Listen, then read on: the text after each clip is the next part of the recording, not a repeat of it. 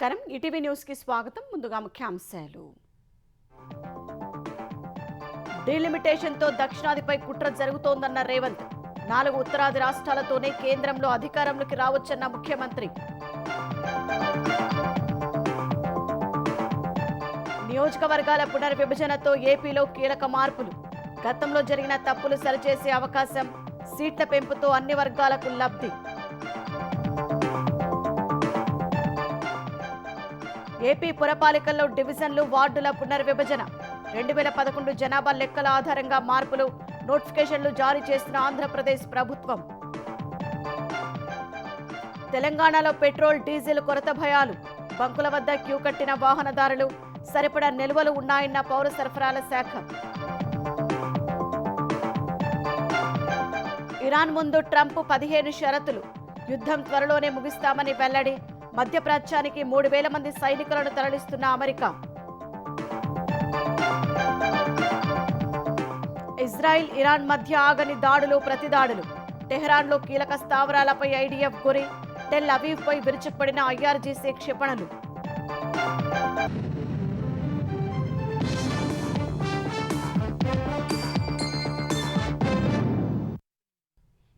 దేశంలో జనాభా సంఖ్య ఆధారంగా ఎంపీ సీట్లను 50% పెంచడం వెనుక కుట్ర దాగి ఉందని ముఖ్యమంత్రి రేవంత్ రెడ్డి ఆరోపించారు. అదే జరిగితే దక్షిణ భారతంతో సంబంధం లేకుండా ఉత్తర భారతంలోని 4 రాష్ట్రాల సీట్లతో కేంద్రంలో అధికారంలోకి రావచ్చన్నారు. దక్షిణాది రాష్ట్రాల డీలిమిటేషన్పై పోరాటానికి సిద్ధం కావాలని రేవంత్ పిలుపునిచ్చారు. ఢిల్లీ పర్యటనలో కాంగ్రెస్ నేతలతో కలిసి ఎంపీ అభిషేక్ సింఘ్వి ఇంట్లో విందుకు హాజరైన ముఖ్యమంత్రి రేవంత్ రెడ్డి అక్కడ మీడియా ప్రతినిధులతో ఇష్టాగోష్ఠిగా మాట్లాడారు. నియోజకవర్గాల పునర్విభజనకు కేంద్రం ప్రతిపాదిస్తున్న 50% సీట్ల పెంపు విధానాన్ని ఆయన వ్యతిరేకించారు. 50% సీట్ల పెంపు ఏ లెక్క ప్రకారం జరుగుతుందని ఆయన ప్రశ్నించారు. ఈ పద్ధతిలో సీట్ల పెంపు దక్షిణాది రాష్ట్రాలపై ఫైనల్ బుల్లెట్ అని రేవంత్ రెడ్డి చెప్పారు. ఇలా జరిగితే తమిళనాడు, పుదుచ్చేరిలో ఇప్పుడున్న 40 సీట్లు 60కి పెరిగితే యూపీలో 80 సీట్లు 120 అవుతాయన్నారు. ఈ విధంగా మధ్యప్రదేశ్, యూపీ, రాజస్థాన్, బీహార్ ఈ 4 రాష్ట్రాల సీట్లతో కేంద్రంలో అధికారంలోకొచ్చే అవకాశం ఉందని సీఎం అభిప్రాయపడ్డారు. కేంద్రం ప్రస్తుతం ప్రతిపాదిస్తున్న పద్ధతిలో ఉత్తరాదిన సీట్లు పెరిగి దక్షిణాది రాష్ట్రాలకు అన్యాయం జరుగుతుందని రేవంత్ రెడ్డి తెలిపారు. ఇప్పటికే దక్షిణాది రాష్ట్రాలకు రాజకీయ ప్రాధాన్యత తగ్గిందని, ఉత్తరాదిన సీట్ల పెంపుతో మరింత నష్టం జరిగే అవకాశం ఉందన్నారు. దక్షిణాది రాష్ట్రాల అవసరం లేకుండానే కేంద్ర ప్రభుత్వం ఏర్పడే అవకాశం ఉందన్నారు. ఇది రాజకీయ పార్టీల సమస్య కాదని, దక్షిణాది, ఉత్తరాది రాష్ట్రాలకు సంబంధించిన అంశమని ఆయన స్పష్టం చేశారు. అన్ని రాజకీయ పక్షాలతో చర్చించిన తర్వాతే సీట్ల పెంపుపై కేంద్రం ముందుకెళ్లాలని రేవంత్ సూచించారు. డీలిమిటేషన్పై దక్షిణాది రాష్ట్రాలు పోరాటానికి సిద్ధం కావాలని పిలుపునిచ్చారు. దక్షిణాది రాష్ట్రాల ఎన్నికల ప్రచారంలో ఈ అంశాన్ని ప్రజల్లోకి తీసుకెళతామని సీఎం స్పష్టం చేశారు. లోక్సభ, అసెంబ్లీ నియోజకవర్గాల పునర్విభజన, మహిళా రిజర్వేషన్లపై జూన్లో పార్లమెంటు ప్రత్యేక సమావేశాలు నిర్వహించాలని కేంద్ర ప్రభుత్వాన్ని తమిళనాడు సీఎం స్టాలిన్ డిమాండ్ చేశారు. రాష్ట్రాల ప్రస్తుత ప్రాతినిధ్య వాటాలో ఎలాంటి మార్పు ఉండకూడదని ఆయన కోరారు. వచ్చే 30 ఏళ్ల పాటు ఇది కొనసాగేలా రాజ్యాంగపరమైన హామీ ఇవ్వాలన్నారు. ఈ మేరకు సామాజిక మాధ్యమం ఎక్స్లో స్టాలిన్ పోస్ట్ చేశారు. 2011 జనాభా లెక్కల ఆధారంగా మహిళా రిజర్వేషన్లను అమలు చేసేందుకు కేంద్రం యోచిస్తున్నట్లు వార్తలు వస్తున్నాయని స్టాలిన్ పేర్కొన్నారు. 2026 తర్వాత జరిగే జనాభా గణన ఆధారంగానే మహిళా రిజర్వేషన్లను ఖరారు చేయాలని డిమాండ్ చేశారు. 2023లో ఆమోదం పొందిన 128వ రాజ్యాంగ సవరణ బిల్లులో ఆ విషయం స్పష్టంగా ఉందన్నారు. రాబోయే 4 రాష్ట్రాల అసెంబ్లీ ఎన్నికల్లో లబ్ధి పొందేందుకే కేంద్రం ఈ ఎత్తుగడ వేసిందని ఆరోపించారు. ఎన్నికల ప్రవర్తన నియమావళి అమలులో ఉండగా ఇలాంటి కీలక నిర్ణయాలు తీసుకోవడం సరికాదని స్టాలిన్ విమర్శించారు. లోక్సభ, అసెంబ్లీ నియోజకవర్గాల సంఖ్యను 50% పెంచాలని కేంద్రం తీసుకున్న నిర్ణయంతో ఆంధ్రప్రదేశ్లో భౌగోళికంగా, రాజకీయంగా మార్పులు జరగనున్నాయి. గతంలో నియోజకవర్గాల పునర్విభజన జరిగినప్పుడు అధికారంలో ఉన్న కాంగ్రెస్ పార్టీ టీడీపీని బలహీనపరచడం, ఒక సామాజిక వర్గాన్ని దెబ్బతీయడమే లక్ష్యంగా కొన్ని నియోజకవర్గాల్ని అడ్డగోలుగా విభజించింది. అప్పట్లో జరిగిన తప్పులను చక్కదిద్దేందుకు తాజా పునర్విభజన దోహదం చేసే అవకాశం ఉంది. రాజకీయాలకు అతీతంగా పార్టీలన్నీ లోక్సభ, అసెంబ్లీ నియోజకవర్గాల పునర్విభజన నిర్ణయాన్ని స్వాగతిస్తున్నాయి. గతంలో చేసిన పునర్విభజనలో నియోజకవర్గాల సంఖ్య పెరగలేదు. దానికి భిన్నంగా ఈసారి నియోజకవర్గాల సంఖ్య భారీగా పెరగనుంది. ఏపీలోని 175 అసెంబ్లీ స్థానాల్ని 225కు పెంచుతామని విభజన చట్టంలో కేంద్రం హామీ ఇచ్చింది. అంటే 29% సీట్లు పెరిగేవి. కానీ 50% పెంచాలని కేంద్రం తీసుకున్న తాజా నిర్ణయంతో అసెంబ్లీ సీట్ల సంఖ్య ఏకంగా 263కు పెరుగుతుంది. లోక్సభ స్థానాలు 13 పెరిగి 38 అవుతాయి. గతంలో నియోజకవర్గాల పునర్విభజన సందర్భంగా కేంద్రంలో యూపీఏ, ఉమ్మడి ఆంధ్రప్రదేశ్లో కాంగ్రెస్ అధికారంలో ఉన్నాయి. అప్పట్లో పునర్విభజనపై అధికార, ప్రతిపక్ష సభ్యులతో కమిటీ వేసిన అధికార పార్టీ ఆధిపత్యమే నడిచింది. టీడీపీకి కంచుకోటలైన నియోజకవర్గాల్ని చెదరగొట్టి కాంగ్రెస్ కు అనుకూలంగా మార్చుకున్నారు. 2009 ఎన్నికల్లో మళ్లీ కాంగ్రెస్ గెలుపే లక్ష్యంగా మండలాల్ని అటూ ఇటూ మార్చేసి చెల్లా చెదురు చేశారు. మెజారిటీ సందర్భాల్లో టీడీపీ గెలిచిన నియోజకవర్గాల్లో ఆ పార్టీని బలహీనపరిచారు. ఉమ్మడి ప్రకాశం జిల్లాలో టీడీపీకి కంచుకోట వంటి మార్టూరును రద్దు చేశారు. గుంటూరు జిల్లాలో టీడీపీకి తిరుగులేని నియోజకవర్గమైన పొన్నూరులో పార్టీని దెబ్బకొట్టేందుకు కాకుమాను, పెదనందిపాడు మండలాల్ని ప్రతిపాడులో కలిపారు. ప్రతిపాడు, నందిగామ, కొవ్వూరు, చింతలపూడి నియోజకవర్గాల్ని ఎస్సీ రిజర్వ్డ్ స్థానాలుగా మార్చేశారు. ఎస్సీ రిజర్వ్డ్గా ఉన్న నెల్లూరు లోక్సభ స్థానాన్ని జనరల్ కి మార్చి చిత్తూరు లోక్సభ స్థానాన్ని ఎస్సీ రిజర్వ్డ్ చేశారు. దానివల్ల ఉమ్మడి చిత్తూరు జిల్లాలోని చిత్తూరు, తిరుపతి 2 ఎస్సీ రిజర్వ్డ్ స్థానాలయ్యాయి. టీడీపీ సీనియర్ నేత కళా వెంకట్రావును దెబ్బతీసేందుకు రాజాం నియోజకవర్గాన్ని ఎస్సీ రిజర్వ్డ్గా మార్చారు. బాపట్ల లోక్సభ స్థానాన్ని ఎస్సీ రిజర్వ్డ్గా మార్చారు. ఇలాంటి అడ్డగోలు విభజనల్ని ఈ పునర్విభజన ద్వారా సరిచేసే అవకాశం వస్తోంది. ప్రస్తుతం ఆంధ్రప్రదేశ్లో ఓటర్ల సంఖ్యాపరంగా నియోజకవర్గాల మధ్య చాలా వ్యత్యాసం ఉంది. భీమిని నియోజకవర్గంలో ఓటర్ల సంఖ్య దాదాపు 3.64 లక్షలుంటే పెడనలో 1.65 లక్షలు మాత్రమే ఉంది. వీటిని సరిదిద్దాల్సి ఉంది. పునర్విభజన వల్ల ఆంధ్రప్రదేశ్లో ఏకంగా 88 అసెంబ్లీ స్థానాలు, దాదాపు 13 లోక్సభ స్థానాలు పెరగడం వల్ల యువత, మహిళలు, ఎస్సీ, ఎస్టీ, బీసీలకు చట్టసభల్లో ప్రాతినిధ్యం పెరుగుతుంది. పునర్విభజన, మహిళా రిజర్వేషన్ చట్టం అమలుతో మహిళలకు చట్టసభల్లో విశేష ప్రాతినిధ్యం లభిస్తుంది. ప్రస్తుతం ఏపీలో 22 మంది మహిళా ఎమ్మెల్యేలు ఉన్నారు. 33% మహిళా రిజర్వేషన్ల అమలుతో 88 మంది మహిళా ప్రతినిధులు శాసనసభలో అడుగుపెట్టే అవకాశం దక్కుతుంది. ఎమ్మెల్యేల సంఖ్య పెరిగితే అదే దామాషాలో మంత్రుల సంఖ్య, మండలిలో సభ్యుల సంఖ్య పెరుగుతుంది. మరింత మందికి చట్టసభలకు వెళ్లేందుకు అవకాశం దక్కుతుంది. నియోజకవర్గాల పునర్విభజనపై ప్రజా ప్రయోజనమే లక్ష్యంగా వాస్తవిక దృక్పథంతో ప్రజా ప్రతినిధులు ముందుకు వెళ్లాలని ఉప ముఖ్యమంత్రి పవన్ కళ్యాణ్ స్పష్టం చేశారు. జనసేన ప్రజా ప్రతినిధులు నియోజకవర్గంలో ప్రజలకు అందుబాటులో ఉండేలా ప్రణాళిక సిద్ధం చేసుకోవాలని దిశానిర్దేశం చేశారు. మంత్రులు, ఎంపీలు, ఎమ్మెల్యేలు, ఎమ్మెల్సీలతో విజయవాడలో పవన్ కళ్యాణ్ సమావేశమయ్యారు. ఇప్పుడున్న నియోజకవర్గాలను 50% పెంచాలన్న కేంద్రం నిర్ణయం హర్షణీయమని పవన్ చెప్పారు. డీలిమిటేషన్పై జనసేన ఏ విధంగా ముందుకు వెళ్లాలి, ఎలాంటి కార్యాచరణ అవలంబించాలి అనే అంశాలపై సూచనలు చేయడానికి శాసనసభ్యులతో కమిటీ నియమించాలని నాదెండ్ల మనోహర్కి సూచించారు. కొద్ది నెలల్లో ఏపీలో స్థానిక ఎన్నికలు రానున్నాయని, కూటమి అభ్యర్థుల గెలుపే లక్ష్యంగా పనిచేయాలని ఆదేశించారు. ప్రజల్లోకి వెళ్లి వారి వినతులను పరిష్కరించాలని ప్రజాప్రతినిధులకు సూచించారు. తెలుగు రాష్ట్రాల్లో గ్రామీణ పేదలకు సేవలందిస్తున్న రూరల్ డెవలప్మెంట్ ట్రస్ట్ ఆర్డిటీకి foreign contribution regulation act FCRA కింద నిధులు సేకరించేందుకు కేంద్రం అనుమతులిచ్చింది. దీంతో సంస్థ సేవలు పూర్తి స్థాయిలో కొనసాగనున్నాయి. ఇందుకు సహకరించిన ప్రధాని మోదీ, కేంద్ర మంత్రి అమిత్ షాకు ముఖ్యమంత్రి చంద్రబాబు, మంత్రి లోకేష్ ధన్యవాదాలు తెలిపారు.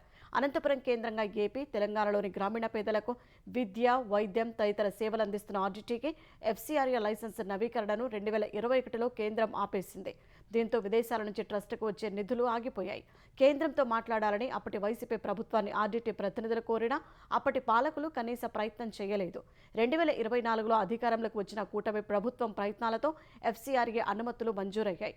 కేంద్ర హోంమంత్రి అమిత్ షాను సీఎం చంద్రబాబు పలుమార్లు కలిసి ఆర్డిటీ సమస్యను విన్నవించడంతో సమస్య పరిష్కారమైంది. మొయినాబాద్ డ్రగ్స్ పార్టీ వ్యవహారంలో ఏలూరు ఎంపీ పుట్టా మహేష్ యాదవ్ సీల్డ్ కవర్లో ఇచ్చిన వివరణపై టీడీపీ ఆంధ్రప్రదేశ్ అధ్యక్షుడు పల్లా శ్రీనివాసరావు పార్టీ జాతీయ ప్రధాన కార్యదర్శి లోకేష్తో చర్చించినట్లు తెలిసింది. ఏ తప్పు చేయలేదని పేర్కొన్న మహేష్ యాదవ్ అందుకు సంబంధించి తాను ప్రైవేటుగా వివిధ ల్యాబ్లలో చేయించుకున్న రిపోర్టులను అధిష్టానానికి సమర్పించినట్లు తెలుస్తోంది. రాంగ్ టైంలో రాంగ్ ప్లేస్లో తాను ఉండటం వల్లే తనని వివాదాలు చుట్టుముట్టాయని పేర్కొన్నట్లు సమాచారం. తన వద్ద పోలీసులు ఎలాంటి బ్లడ్ శాంపిల్స్ తీసుకోలేదని వివరించినట్లు తెలుస్తోంది. పుట్టా మహేష్ యాదవ్ ఇచ్చిన వివరణను నిజ నిర్ధారణ చేసి సవివరంగా అధినేత చంద్రబాబుకు సమర్పించాలని పల్లాకు లోకేష్ సూచించినట్లు సమాచారం. మధ్యప్రాచ్య యుద్ధం కారణంగా దేశంలో వంట గ్యాస్తో పాటు పెట్రోల్, డీజిల్ కొరత ఏర్పడుతోందని తెలంగాణ వ్యాప్తంగా వాహనదారులు ఆందోళన వ్యక్తమవుతోంది. ఈ నేపథ్యంలో తెలంగాణలో పెట్రోల్ బంకులకు వాహనదారులు భారీగా పోటెత్తారు. గంటల తరబడి వేచి చూసి పెట్రోల్, డీజిల్ కొట్టించుకుంటున్నారు. వాహనదారులు ఎగబడటంతో కొన్ని చోట్ల నో స్టాక్ బోర్డులు పెట్టేశారు.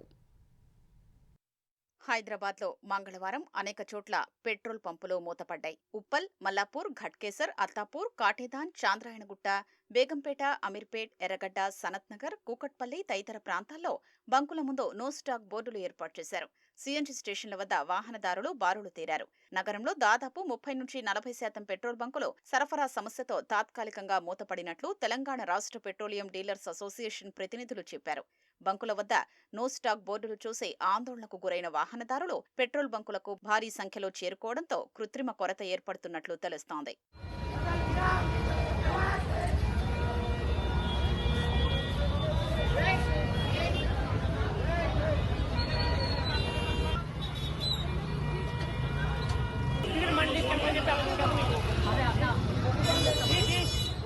తెలంగాణ వ్యాప్తంగా పలు జిల్లాల్లోనూ ఇదే తరహా పరిస్థితి కనిపించింది. సంగారెడ్డిలోని ఆర్టీసీ పెట్రోల్ బంకు వద్ద వాహనదారులు ఆందోళనకు దిగారు. పెట్రోల్ ఉన్నప్పటికీ సమయం అయిపోయిందని బంకు మూసివేశారని మండిపడ్డారు.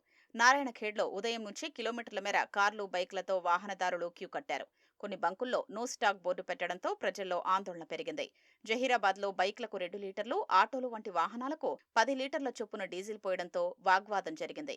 కరీంనగర్లో బంకులు బంద్ అనే వదంతులతో వాహనదారులు పెద్ద ఎత్తున పెట్రోల్, డీజిల్ కోసం తరలి వచ్చారు. పలుచోట్ల ట్రాఫిక్కు అంతరాయం కలిగింది.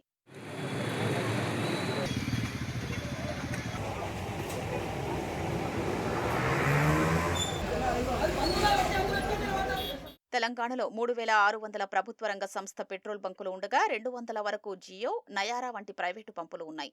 బంకు యజమానులు క్రెడిట్ కింద పెట్రోల్, డీజిల్ తెచ్చుకుని తరువాత పేమెంట్ చేస్తుంటారు. 10 రోజులుగా చమురు సరఫరా కంపెనీలు క్రెడిట్ ఇవ్వడం ఆపేసి డబ్బు చెల్లిస్తేనే ట్యాంకర్లను పంపుతున్నాయి. ఈ నేపథ్యంలో కొన్ని బంకుల్లో పెట్రోల్ రాక ఆలస్యమై నో స్టాక్ బోర్డులు పెడుతున్నారు. అయితే తెలంగాణ పౌర సరఫరాల శాఖ మాత్రం పెట్రోల్, డీజిల్, వంట గ్యాస్ కొరత లేదని స్పష్టం చేస్తోంది. అన్ని జిల్లాల్లోనూ ప్రజల రోజువారీ అవసరాల్ని తీర్చేందుకు సరిపడా నిల్వలు ఉన్నాయని తెలిపింది. తప్పుడు వదంతుల వల్ల ప్రజలు భయపడి అకస్మాత్తుగా ఇంధనం కొనుగోలు చేయడానికి ఎగబడ్డమే కొన్ని పెట్రోల్ బంకుల్లో క్యూలు, నో స్టాక్ బోర్డులకు కారణమని వెల్లడించింది. ఆయిల్ మార్కెటింగ్ కంపెనీలు ముందస్తు చెల్లింపు విధానాల్లో చేసిన మార్పుల వల్ల డీలర్లకు చిన్నపాటి తాత్కాలిక సమస్యలు ఎదురైనట్లు పేర్కొంది. ఇది పరిపాలనాపరమైన విషయమే తప్ప సరఫరాలో లోపం కాదని తెలంగాణ పౌర సరఫరాల శాఖ ఒక ప్రకటన విడుదల చేసింది. సందేహాలు ఉన్నా, అక్రమాలపై ఫిర్యాదు చేయాలన్నా toll free help line number 1967కు ఫోన్ చేయాలని పౌర సరఫరాల శాఖ అధికారులు సూచించారు. దేశంలో సరిపడినంత పెట్రోల్, డీజిల్, వంట గ్యాస్ నిల్వలు ఉన్నాయని, ప్రజల భయభ్రాంతులకు గురి కావాల్సిన పనిలేదని కేంద్ర ప్రభుత్వం మరోసారి స్పష్టం చేసింది. హర్ముజ్ జలసంధి దిగ్బంధనానికి గురైనప్పటికీ ముడి చమురు అందుబాటులో ఉందని కేంద్ర పెట్రోలియం, సహజవాయు శాఖ సంయుక్త కార్యదర్శి సుజాత శర్మ తెలిపారు. దేశంలోని చమురు శుద్ధి కర్మాగారాలన్నీ పూర్తి సామర్థ్యంతో పనిచేస్తున్నట్లు ఆమె వెల్లడించారు. ఇంధన కొరత ఏర్పడుతుందన్న వదంతులు వ్యాప్తి చెంది భయాందోళనలు మొదలైన కారణంగా కొన్ని ప్రాంతాల్లో ఇంధన కొనుగోళ్లు అసాధారణ స్థాయికి చేరాయని పేర్కొన్నారు. అనవసర భయాందోళనలకు గురై అధిక పరిమాణంలో ఇంధనాన్ని నిల్వ ఉంచుకోవద్దని సుజాత శర్మ విజ్ఞప్తి చేశారు. ప్రస్తుత భౌగోళిక రాజకీయ పరిస్థితుల నేపథ్యంలో సరఫరా కష్టంగా మారినా దేశంలో ఎల్పీజీ ఉత్పత్తి పెంపొందించామన్నారు. డిస్ట్రిబ్యూటర్ల వద్ద స్టాక్ పూర్తిగా ఖాళీ అయిందన్న సమాచారం ఎక్కడా లేదని ఆమె చెప్పారు. వినియోగదారులకు సాధారణ స్థాయిలోనే వంట గ్యాస్ సిలిండర్లు అందజేస్తున్నామని సుజాత శర్మ వెల్లడించారు. యుద్ధం ముగింపునకు ఇరాన్కు అమెరికా 15 షరతులను విధించినట్లు తెలుస్తోంది. సంప్రదింపుల ఊసేలేదని ఇరాన్ చెబుతుంటే దౌత్య చర్చలు కొనసాగుతున్నాయని అమెరికా అధ్యక్షుడు డొనాల్డ్ ట్రంప్ పునరుద్ఘాటించారు. అణ్వాయుధాలను ఎప్పటికీ తయారు చేయకూడదన్న తమ ప్రధాన డిమాండ్కు టెహ్రాన్ అంగీకరించిందని చెప్పారు. యుద్ధాన్ని ముగిస్తామని చెబుతూనే భారీ సంఖ్యలో సైనిక బలగాలను మధ్యప్రాచ్యానికి ట్రంప్ తరలిస్తున్నారు.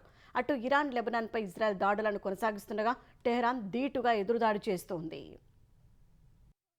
దాడులు, ప్రతిదాడులతో పశ్చిమాసియా దద్దరిల్లుతూనే ఉంది.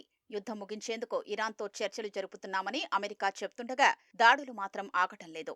ఇరాన్, లెబనాన్లపై ఇజ్రాయెల్ క్షిపణులతో విరుచుకుపడుతోంది.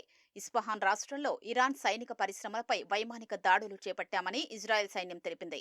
వాటిల్లోనే వివిధ రకాల ఆయుధాల్ని ఇరాన్ సైన్యం ఉత్పత్తి చేస్తోందని పేర్కొంది. క్షిపణి ప్రయోగ కేంద్రాలు, గగనతల రక్షణ వ్యవస్థల్ని ధ్వంసం చేసేందుకు 120కి పైగా ఆయుధాల్ని వినియోగించామని వివరించింది. చర్చలతో సంబంధం లేకుండా ఇరాన్, లెబనాన్లపై దాడులు కొనసాగిస్తామని తేల్చి చెప్పింది. బుషేర్ అణు విద్యుత్ కేంద్రంపై ప్రొజెక్టైల్ పడిందని ఇరాన్ అణు ఇంధన సంస్థ ఒక ప్రకటనలో పేర్కొంది. ఈ దాడిలో ఎలాంటి ఆర్థిక, సాంకేతిక నష్టం సంభవించలేదని వివరించింది. ఇదే విషయాన్ని అంతర్జాతీయ అణు ఇంధన సంస్థ IAEA ధృవీకరించింది. ఇజ్రాయెల్ దాడులతో రాజధాని టెహరాన్లో పేలుళ్ల శబ్దాలు వినిపించాయి. ఇజ్రాయెల్, అమెరికా దాడుల్లో ఇరాన్లో ఇప్పటివరకు 82,000 భవనాలు దెబ్బతిన్నాయి. దక్షిణ లెబనాన్లోని పలు పట్టణాలపై ఫిరంగులు, డ్రోన్లతో ఇజ్రాయెల్ దాడులు చేసింది. ఈ దాడుల్లో 14 మంది గాయపడ్డారని లెబనాన్ ఆరోగ్య శాఖ తెలిపింది. అల్ఖౌజా పట్టణంలో భూతల దాడులు చేస్తున్న ఇజ్రాయెల్ సైనికులే లక్ష్యంగా రాకెట్లు ప్రయోగించామని హెజ్బొల్లా తెలిపింది. ఇజ్రాయెల్, గల్ఫ్ దేశాల్లోని అమెరికా సైనిక స్థావరాలే లక్ష్యంగా ఇరాన్ 79వ విడత దాడులు చేపట్టింది.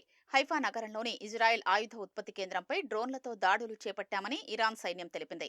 టెల్ అవీవ్ పరిసర ప్రాంతాలు సహా అణు పరిశోధనా కేంద్రమున్న డిమోనా పట్టణంపై క్షిపణులు, డ్రోన్లతో దాడులు చేపట్టామని వెల్లడించింది. సెంట్రల్ ఇజ్రాయెల్లోని ఓ పట్టణంలో రాకెట్లు పడి 12 మంది గాయపడ్డారని స్థానిక అధికారులు తెలిపారు. ఓ భవనం సైతం కూలిపోయిందని చెప్పారు. దీర్ఘ, మధ్యశ్రేణి క్షిపణులతో ఇజ్రాయెల్ శాటిలైట్ స్టేషన్లను ధ్వంసం చేశామని ఇరాన్ రెవల్యూషనరీ గార్డ్ కోర్ తెలిపింది. చమురు క్షేత్రాలున్న తూర్పు ప్రావిన్స్ దిశగా దూసుకొచ్చిన డ్రోన్ను ధ్వంసం చేశామని సౌదీ అరేబియా రక్షణ శాఖ తెలిపింది. బహ్రెయిన్పై క్షిపణులు, డ్రోన్లతో దాడులు జరిగాయి. క్షిపణుల్ని అడ్డుకున్నామని UAE తెలిపింది.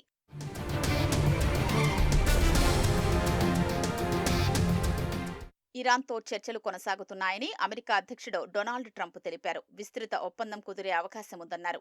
అమెరికా ఉపాధ్యక్షుడు JD వాన్స్, విదేశాంగ మంత్రి మార్కో రూబియో, పశ్చిమాసియా ప్రత్యేక దూత స్టీవ్ విట్కాఫ్, తన అల్లుడు కుష్నర్ చర్చల్లో పాల్గొంటున్నారని చెప్పారు. ఇరాన్లో నాయకత్వ మార్పు ద్వారా ఒక లక్ష్యాన్ని సాధించామని ఆయన చెప్పుకొచ్చారు. మూడో తరం నాయకుడు కూడా ఇరాన్ను పరిపాలించే స్థితిలో లేరని ముజ్తబా ఖమేనీని ఉద్దేశిస్తూ ట్రంప్ పేర్కొన్నారు. ఇరాన్ ముందు అమెరికా 15 డిమాండ్లను ఉంచినట్లు సమాచారం. వీటిని పాకిస్తాన్ ద్వారా ఇరాన్కు చేరవేసినట్లు సమాచారం. చర్చలు, ఒప్పందం అంటున్న ట్రంప్ మరోవైపు మధ్యప్రాచ్యానికి భారీగా అమెరికా సైనికుల్ని తరలిస్తున్నారు. 82వ ఎయిర్బోర్న్ డివిజన్కు చెందిన 3 బెటాలియన్లు, అంటే సుమారు 3,000 మంది సైనికుల్ని పంపే అవకాశం ఉందని ఒక అమెరికా అధికారి చెప్పినట్లు అల్ జజీరా వార్తా సంస్థ పేర్కొంది. ఇరాన్తో చర్చల్లో ఒప్పందం కుదరకుంటే భూతల సైనిక చర్య ద్వారా హర్మూజ్ జలసంధిని తెరిపించడానికే ఈ బలగాల్ని పంపుతున్నట్లు ప్రచారం జరుగుతోంది. ఇరాన్ యుద్ధం ముగించి చర్చలు జరపాలని ఫ్రాన్స్ అధ్యక్షుడు మేక్రాన్ సోషల్ మీడియా ద్వారా కోరారు. పశ్చిమాసియా సంక్షోభంపై దేశం అనుసరించే వ్యూహంపై నేడు అన్ని పార్టీలతో కేంద్ర ప్రభుత్వం చర్చించనుంది. ఈ సాయంత్రం 5 గంటలకు ఢిల్లీలో అఖిలపక్ష సమావేశం నిర్వహించనుంది. ఈ సమావేశానికి రక్షణ మంత్రి రాజ్నాథ్ సింగ్ అధ్యక్షత వహిస్తారు. విదేశాంగ మంత్రి S. జయశంకర్ సైతం పాల్గొననున్నారు. ఈ సమావేశానికి హాజరు కాబోనని లోక్సభలో ప్రతిపక్ష నేత రాహుల్ గాంధీ తెలిపారు. కేరళలో ముందుగానే నిర్ణయించిన కార్యక్రమం ఉన్నందునే అందుబాటులో ఉండటం లేదని ఆయన చెప్పారు. కాంగ్రెస్ సీనియర్ నేత జీవన్ రెడ్డి నేడు కాంగ్రెస్ పార్టీని విడి భవిష్యత్ కార్యాచరణ ప్రకటించనున్నారు. అధిష్టానం పెద్దలు, రాష్ట్ర నేతలు కలిసి బుజ్జగించిన కాంగ్రెస్తో ఉన్న 42 ఏళ్ల బంధానికి ముగింపు పలకాలని జీవన్ రెడ్డి నిర్ణయించుకున్నారు. ఇవాళ జగిత్యాల బండారి గార్డెన్లో కార్యకర్తల సమావేశం ఏర్పాటు చేసి తదుపరి కార్యాచరణ ప్రకటించనున్నారు. తొలుత టీడీపీ తరపున గెలిచిన జీవన్ రెడ్డి తర్వాత కాంగ్రెస్ పార్టీలో చేరారు. ఇప్పటి వరకు 6 సార్లు ఎమ్మెల్యేగా, 1 సారి ఎమ్మెల్సీగా, 2 సార్లు మంత్రిగా పనిచేశారు. జగిత్యాల ఎమ్మెల్యే సంజయ్ కుమార్ కాంగ్రెస్ పార్టీకి మద్దతు పలకడంతో ఆయన తీవ్ర స్థాయిలో అసంతృప్తి వ్యక్తం చేస్తూ వచ్చారు. ఈ క్రమంలోనే కాంగ్రెస్ను వీడాలని నిర్ణయించుకున్నారు. ఆయన బీఆర్ఎస్లో చేరే అవకాశాలు కనిపిస్తున్నాయి. జీవన్ రెడ్డితో బీఆర్ఎస్ పార్టీ కార్యనిర్వాహక అధ్యక్షుడు కేటీఆర్ ఇప్పటికే సమావేశమైనట్లు సమాచారం. పార్టీలో సముచిత గౌరవం కల్పిస్తామని హామీ ఇచ్చినట్లు తెలిసింది. ఇవాళ కాంగ్రెస్ పార్టీకి రాజీనామా ప్రకటించనున్న జీవన్ రెడ్డి కొంత సమయం తీసుకుని బీఆర్ఎస్లో చేరుతారని పార్టీ వర్గాలు చెబుతున్నాయి. ఏదున్నా కానీ మనిషి కావాల్సింది రాజకీయంగా ప్రజాజీవితంలో గౌరవం కావాలి. ఆ గౌరవం పొందలేనప్పుడు ఎవరం కూడా ఏదైతుందో ప్రజా జీవితంలో కొనసాగడం అనేది సాధ్యం కాదు. కర్మ సిద్ధాంతం, కర్మ ఎటు తీసుకెళ్తుందో నాకు తెలియదు. ఎందుకంటే నా నిర్ణయం మాత్రం ఏదైతుందో నేను కూడా ఊహించే పరిస్థితుల్లో లేను. మీరు కూడా దయచేసి ఏదైతుందో నా నిర్ణయం ఏ విధంగా ఉంటుందో మీరు ఊహించకండి చెప్పి రాజీనామా అనంతరం ఏదైనా పార్టీలో అది తదుపరి బాబు. మట్టిలో మాణిక్యాలను బయటకు తీసుకొచ్చి క్రీడా ప్రతిభను సానబెట్టేందుకు సీఎం కప్ పోటీలను నిర్వహించామని తెలంగాణ క్రీడా శాఖ మంత్రి వాకిటి శ్రీహరి వెల్లడించారు. ఇది ఒక నిరంతర కార్యక్రమమని ఆయన తెలిపారు. హైదరాబాద్ ఎల్బీ స్టేడియంలో 2వ విడత సీఎం కప్ పోటీల ముగింపు ఉత్సవాల్లో విజేతలకు వాకిటి శ్రీహరి ట్రోఫీలు ప్రదానం చేశారు. క్రీడల్లో విజయం సాధించాలంటే ప్రభుత్వ ప్రోత్సాహమే కాకుండా క్రీడాకారులకు కృషి, పట్టుదల ఉండాలని మంత్రి సూచించారు. గ్రామ స్థాయిలో ఈరోజు క్రీడాకారులు తయారు కావాలి. ఆ మట్టిలో మాణిక్యాలని వెతికి తీసే కార్యక్రమమే CM cup first and second edition. దయచేసి టైం పాస్ కోసం గేమ్లు ఆడకండి. టైం పాస్ కాకుంటే చదువులు చదవండి, జీవితాన్ని నిర్మాణం చేసుకోండి. ఆటలో నిమగ్నమైతే పరిపూర్ణంగా ఆటలోనే బతకాల. బతుకైనా, చావైనా, తిండైనా, నిద్రైనా నీవు ఆటలోనే ఉంటే ఒక రోజు ఖచ్చితంగా నిన్ను గుర్తుపట్టే రోజు వస్తుందని మర్చిపోదు చిన్న. యువతలో ఉగ్రవాద భావజాలాన్ని పెంపొందించి జిహాద్కు సన్నద్ధం చేయటమే లక్ష్యంగా విజయవాడ యువకులు అల్ మాలిక్ ఇస్లామిక్ యూత్ పేరిట గ్రూప్ ఏర్పాటు చేసుకున్నారని పోలీసులు తెలిపారు. వీరికి నిషేధిత ఉగ్రవాద సంస్థలైన al Qaeda in Indian subcontinent ఐసిస్తో సంబంధాలు ఉన్నట్లు గుర్తించారు. విజయవాడకు చెందిన మొహమ్మద్ రహమతుల్లా విద్వేషపూరిత ప్రసంగాలు చూస్తూ ఉగ్రవాదం వైపు ఆకర్షితుడయ్యాడు. భవానీపురానికి చెందిన మొహమ్మద్ డానిష్, మహంతిపురానికి చెందిన మిర్జా సోహెల్ బేగ్తో కలిసి రహమతుల్లా జిహాద్ కార్యకలాపాలను విస్తృతం చేశాడు. విదేశీ హ్యాండ్లర్లైన అల్ హకీం షకూర్తో వీరు సామాజిక మాధ్యమాల ద్వారా పరిచయం పెంచుకున్నారు. అతని సూచనలతో బీహార్కు చెందిన షాద్మన్ దిల్కష్, హైదరాబాద్కు చెందిన సయీదా బేగంతో చేతులు కలిపారు. వారికి అంతకుముందే అల్ ఖైదా ఇన్ ఇండియన్ సబ్ కాంటినెంట్తో సంబంధాలు ఉన్నాయి. తర్వాత బెన్నెక్స్ కామ్ గ్రూప్నకు చెందిన బీహార్ వాసి అజ్మానుల్లా ఖాన్ మరికొందరితో పరిచయమైంది. వీరికి ఐసిస్ సంస్థతో సంబంధాలు ఉన్నాయి. ఆ సంస్థ కార్యకలాపాల కోసం వీరంతా వారి ఇన్స్టాగ్రామ్ ఐడీలో మొబైల్ నంబర్లు ఇచ్చేవారు. రెహమతుల్లా, మిర్జా సోహెల్ బేగ్, మొహమ్మద్ డానిష్లు మాస్కులు వేసుకుని భారత్ను ఇస్లామిక్ రాజ్యంగా మార్చాలనేది లక్ష్యంగా ప్రకటించుకునేవారు. ఇందుకు సంబంధించిన ఆధారాలు లభించినట్లు విజయవాడ ఇన్ఛార్జి సిపి సర్వశ్రేష్ఠ త్రిపాఠి తెలిపారు. ఫామ్ చేసిన group, one group is AQIS and another group is ISIS గ్రూప్లో మెయిన్లీ 5 మెంబర్ AQIS గ్రూప్లో ఐడెంటిఫై చేయడం జరిగింది. 3 మెంబర్స్కి అరెస్ట్ చూపించాము. మిగతా 2 మెంబర్స్కి అరెస్ట్ కోసం కూడా టీం పంపడం జరుగుతుంది. వాళ్ళు కూడా సర్చింగ్ మనం చేస్తున్నారు. అట్లా ఈ ISIS గ్రూప్లో కూడా టోటల్ 7 మెంబర్ ఇప్పుడు ప్రస్తుతం ఐడెంటిఫై చేయడం జరిగింది. ఆ 7 మెంబర్ కోసం కూడా డిఫరెంట్ స్టేట్స్లో, డిఫరెంట్ ప్లేస్లో టీం పంపడం జరిగింది. This Rahmatullah and Suhail primary information పరంగా వాళ్ళు డిగ్రీ కాలేజ్లో క్లాస్మేట్లో కూడా ఉన్నారు. వాళ్ళ క్లాస్మేట్ కూడా తో దే వర్ మీటింగ్. బట్ ఇంకా ఎక్కడ వాళ్ళు కలిశారు, ఏం మాట్లాడారు, దాని పరంగా వాళ్ళకి ఏం ప్లానింగ్ ఉందా లేదా, దీని గురించి ఫర్దర్ మనం డీటెయిల్ ఇస్తాం. కృష్ణా జిల్లా మచిలీపట్నంలో అసిస్టెంట్ మోటార్ వెహికల్ ఇన్స్పెక్టర్గా పనిచేస్తున్న పిల్లుట్ల లోక్నాథ్ ప్రసాద్ భారీగా ఆస్తులు కూడబెట్టినట్లు ఏసీబీ గుర్తించింది. విజయవాడలో లోక్నాథ్ ప్రసాద్, అతని సోదరుడి ఇల్లు, మచిలీపట్నంలోని నిందితుడి కార్యాలయంలో ఏకకాలంలో సోదాలు జరిపారు. సోదాల్లో విజయవాడలో 3 ఇళ్లు, గుణదలలో 1 ఇంటి స్థలం ఉన్నట్లు గుర్తించారు. తెలంగాణలోని సూర్యాపేట జిల్లా మునగాల గ్రామంలో 275 ఎకరాల వ్యవసాయ భూమి ఉన్నట్లు పత్రాలు స్వాధీనం చేసుకున్నారు. 450.2 గ్రాముల బంగారు ఆభరణాలు, 1496 గ్రాముల వెండి వస్తువులు, 2.54 లక్షల నగదు స్వాధీనం చేసుకున్నారు. 18.80 లక్షల విలువైన ఫిక్స్డ్ డిపాజిట్లు, 2 కార్లు, 3 మోటార్ సైకిళ్లు, 1 బ్యాంకు లాకర్ కీని గుర్తించారు. నిందితుడిని అరెస్టు చేసి విజయవాడలోని ఏసీబీ ప్రత్యేక కోర్టులో హాజరుపరిచారు. ఆంధ్రప్రదేశ్ వ్యాప్తంగా పుర నగరపాలక సంస్థలు, నగర పంచాయతీలో డివిజన్లు, వార్డుల పునర్విభజనకు ప్రభుత్వం పచ్చజెండా ఊపింది. 2011 జనాభా లెక్కల ఆధారంగా డివిజన్లు, వార్డులు పునర్విభజించేందుకు ప్రభుత్వం నోటిఫికేషన్లు జారీ చేసింది. తాజా నిర్ణయం ప్రకారం ఆంధ్రప్రదేశ్లో డివిజన్లు, వార్డులు 927 వరకు పెరిగే అవకాశం ఉంది. అత్యధిక పుర నగరపాలక సంస్థల పాలకవర్గాల పదవీకాలం ఇటీవల ముగియడంతో ప్రభుత్వం ప్రత్యేక అధికార పాలన అమల్లోకి వచ్చింది. త్వరలో ఎన్నికల నిర్వహణకు ప్రభుత్వం చర్యలు తీసుకుంటోంది. ఈ క్రమంలోనే డివిజన్లు, వార్డుల పునర్విభజనకు నిర్ణయం తీసుకుంది. ప్రస్తుతం 3,916గా ఉన్న డివిజన్ల వార్డుల సంఖ్య 4,843కి పెరగనుందని అంచనా. నగరపాలక సంస్థలో 2 లక్షలలోపు జనాభా ఉంటే 60 వార్డులుగా విభజిస్తారు. 15 లక్షలపైన జనాభా ఉంటే 120 వార్డులుగా చేస్తారు. పురపాలక సంఘాలు, నగర పంచాయతీల జనాభా 30,000 లోపు ఉంటే 23 వార్డులుగా చేస్తారు. జనాభా 1,50,000 పైన ఉంటే 52 వార్డులుగా విభజిస్తారు. తమిళనాడు అసెంబ్లీ ఎన్నికల నుంచి నటుడు రాజ్యసభ సభ్యుడు కమల్ హాసన్కు చెందిన మక్కల్ నీతి మయ్యం ఎంఎన్ఎం పార్టీ తప్పుకుంది. డీఎంకే కూటమిలో తమకు కేటాయిస్తామన్న సీట్ల సంఖ్య డీఎంకే గుర్తుతో పోటీ చేయాలన్న ప్రతిపాదన తమ పార్టీ సభ్యులకు తనకు ఆమోదయోగ్యం కాదని కమల్ హాసన్ వెల్లడించారు. తమిళనాడును హస్తగతం చేసుకోవాలని మతవాద శక్తులు అన్ని విధాలుగా కుట్ర చేస్తున్న నేపథ్యంలో కూటమి విజయావకాశాలే ప్రధానమని కమల్ హాసన్ చెప్పారు. రాష్ట్ర హక్కులను కేంద్రం ఒకటొకటిగా హరించి ప్రజల సంక్షేమాన్ని తిరస్కరించిన పరిస్థితుల్లో కూటమిలో సీట్ల భాగస్వామ్యాన్ని కోరడం మంచి సోదరుడి లక్ష్యం కాదన్నారు. ఇది త్యాగం కాదని కర్తవ్యమని కమల్ వెల్లడించారు. తద్వారా కొత్త రాజకీయాలకు బీజం వేస్తున్నట్లు తెలిపారు. కమల్ త్యాగానికి ఎలా కృతజ్ఞతలు చెప్పాలో తెలియడం లేదని తమిళనాడు సీఎం స్టాలిన్ ఎక్స్లో పోస్ట్ చేశారు. బరువు తగ్గించే ఔషధాలను సరైన వైద్య పర్యవేక్షణ లేకుండా ఉపయోగిస్తే తీవ్ర సమస్యలు తలెత్తే ప్రమాదం ఉందని ఆందోళనల మధ్య ఆయా ఔషధాలపై నియంత్రణకు కేంద్రం చర్యలు చేపట్టింది. బరువు తగ్గించే మందు GLP-1 సరఫరాను నియంత్రించేందుకు డ్రగ్స్ కంట్రోలర్ ఆఫ్ ఇండియా పెద్ద ఎత్తున తనిఖీలు చేపట్టింది. ఆన్లైన్ ఫార్మసీ గిడ్డంగులు, ఔషధ టోకు వ్యాపారులు, రిటైలర్లు, వెల్నెస్, స్లిమ్మింగ్ క్లినిక్లు సహా 49 సంస్థలు తనిఖీలు నిర్వహించామని తెలిపింది. అనధికారికంగా కార్యకలాపాలు నిర్వహిస్తున్న వారికి నోటీసులు జారీ చేసినట్లు వెల్లడించింది.